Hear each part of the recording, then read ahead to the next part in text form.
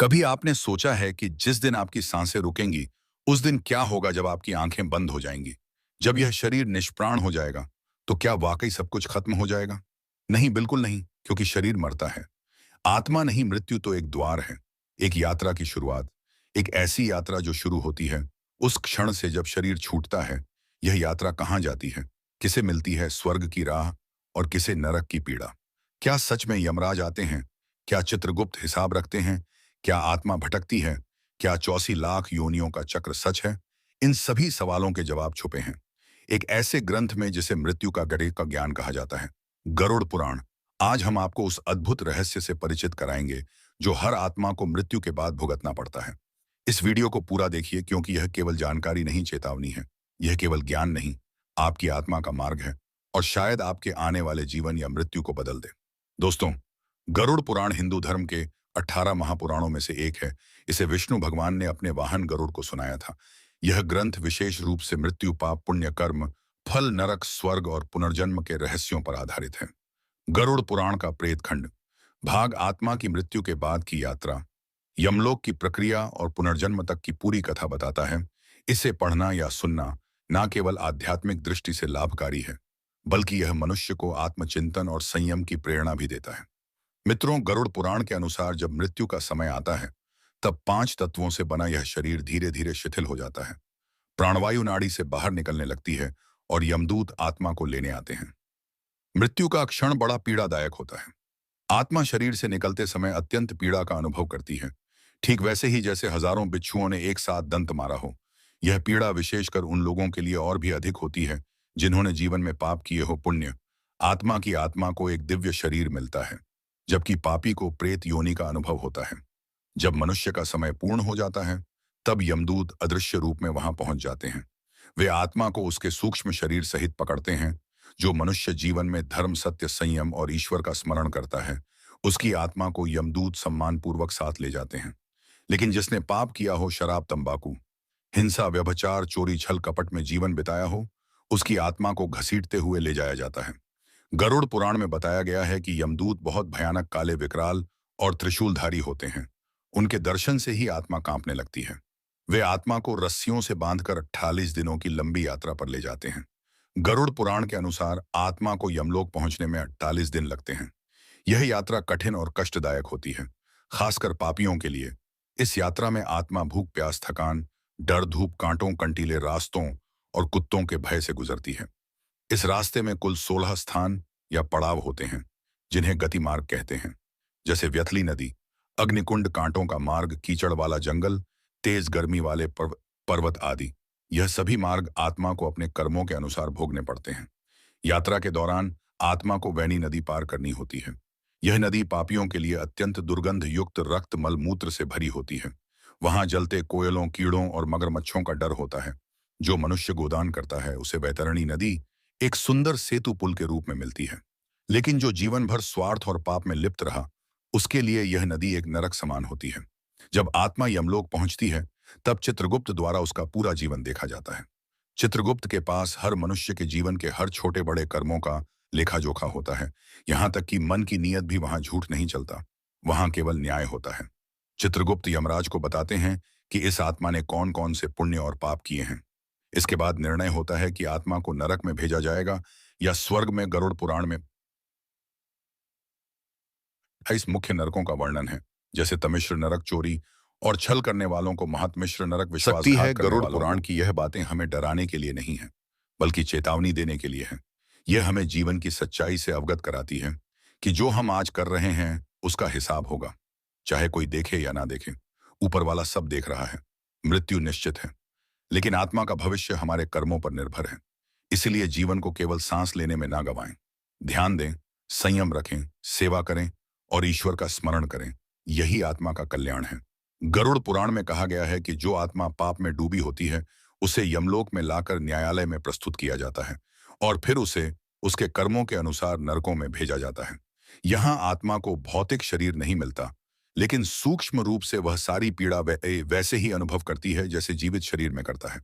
दोस्तों, कुछ प्रमुख नरकों का वर्णन है। तमिश्र नरक, अंधकार में नरक, जहां पतिप के बीच विश्वासघात, झूठ, धोखा देने वाले भेजे जाते हैं।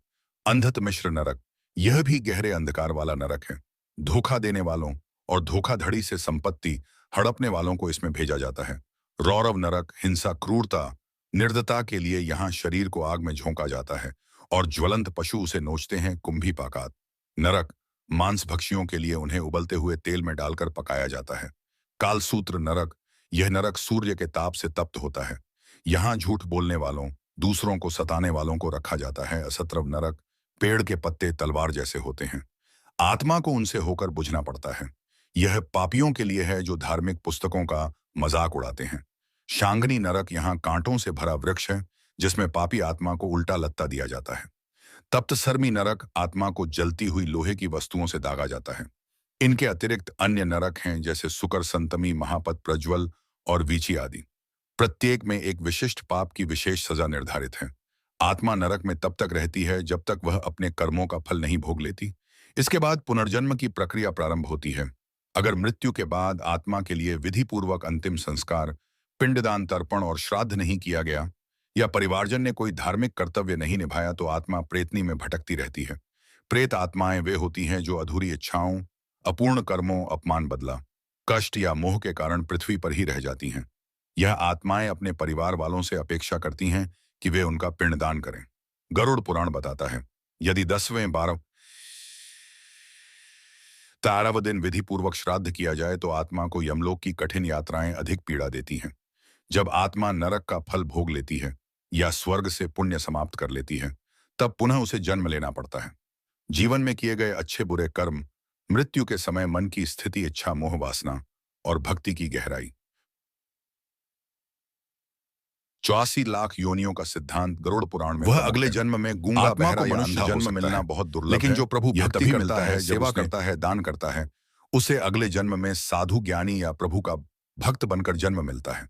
अब चलिए जानते हैं आत्मा को मोक्ष कैसे प्राप्त होता है। मोक्ष का अर्थ जन्म मरण के चक्र से मुक्ति। गरुड़ पुराण कहता है कि आत्मा का परम लक्ष्य मोक्ष है, अर्थात उस परम तत्व में लीन हो जाना जहां से वह आई थी। मोक्ष पाने के कुछ मार्ग: सत्य जीवन और धर्म पालन, जीवन भर सत्य बोलना, न्यायप्रिय होना और धर्म अनुसार कर्म करना, भगवत स्मरण, विष्णु, शिव, राम, कृष्ण, किसी भी स्वरूप में परमात्मा का नाम जपते रहना, भक्ति और सेवा, बिना स्वार्थ के सेवा करना, खासकर माँ बाप, गुरु और निर्धनों की दान और पुण्य कर्म, विशेषकर गोदान, अन्नदान, विद्यादान, धर्मशाला निर्माण आदि, वैराग्य और संयम, विषय वासनाओं से दूर रहकर आत्मा को शुद्ध करना।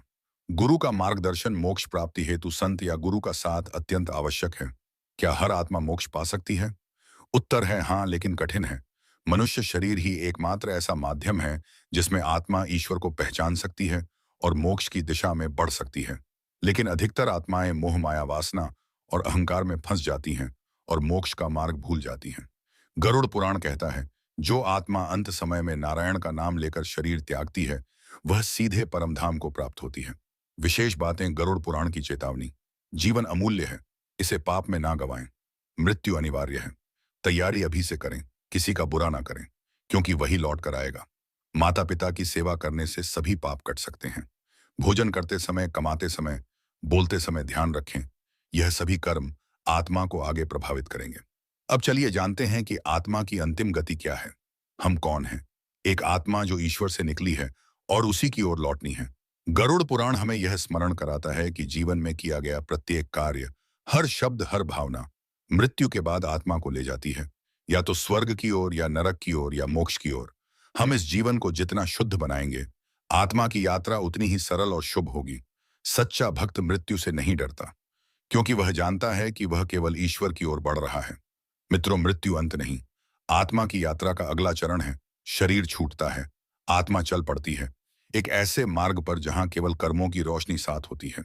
जीवन है तो अवसर है, सुधार लो अपने कर्म क्योंकि मृत्यु एक दिन निश्चित है। लेकिन गति तुम्हारे हाथ में है, तो प्रेम से कमेंट में लिख दीजिए, जय श्री राम। और अगर चैनल को अभी तक सब्सक्राइब नहीं किए हैं तो कृपया चैनल को सब्सक्राइब कर लीजिए और बेल आइकन को ऑल नोटिफिकेशन पर जरूर सेट कर दीजिए। आपको ऐसे ही ज्ञानवर्धक पुण्य कर्म किए हो, अन्यथा आत्मा को पशु योनि, कुत्ता, सर्प, गाय, सुआदि, पक्षी योनि, कौवा, गिद्ध आदि कीट पतंगे, जलचर, राक्षसी या असुर योनि, इनमें जन्म लेना पड़ता है। गरुड़ पुराण में कुछ कथाओं के माध्यम से बताया गया है कि जो मनुष्य जीवन भर दूसरों को सताता है उसका अगला जन्म कुत्ते या सर्प के रूप में होता है। अत्यधिक वासना में डूबे व्यक्ति को वानर या गधा बनना पड़ता है। जो माता पिता का अपमान करता है वह अगले जन्म में गूंगा, बहरा या अंधा हो सकता है। लेकिन जो प्रभु भक्ति करता है, सेवा करता है, दान करता है, उसे अगले जन्म में साधु, ज्ञानी या प्रभु का भक्त बनकर जन्म मिलता है। अब चलिए जानते हैं आत्मा को मोक्ष कैसे प्राप्त होता है। मोक्ष का अर्थ जन्म मरण के चक्र से मुक्ति। गरुड़ पुराण कहता है कि आत्मा का परम लक्ष्य मोक्ष है, अर्थात उस परम तत्व में लीन हो जाना जहां से वह आई थी। मोक्ष पाने के कुछ मार्ग: सत्य जीवन और धर्म पालन, जीवन भर सत्य बोलना, न्यायप्रिय होना और धर्म अनुसार कर्म करना, भगवत स्मरण, विष्णु, शिव, राम, कृष्ण, किसी भी स्वरूप में परमात्मा का नाम जपते रहना, भक्ति और सेवा, बिना स्वार्थ के सेवा करना, खासकर माँ बाप, गुरु और निर्धनों की दान और पुण्य कर्म, विशेषकर गोदान, अन्नदान, विद्यादान, धर्मशाला निर्माण आदि, वैराग्य और संयम, विषय वासनाओं से दूर रहकर आत्मा को शुद्ध करना, गुरु का मार्गदर्शन, मोक्ष प्राप्ति हेतु संत या गुरु का साथ अत्यंत आवश्यक है। क्या हर आत्मा मोक्ष पा सकती है?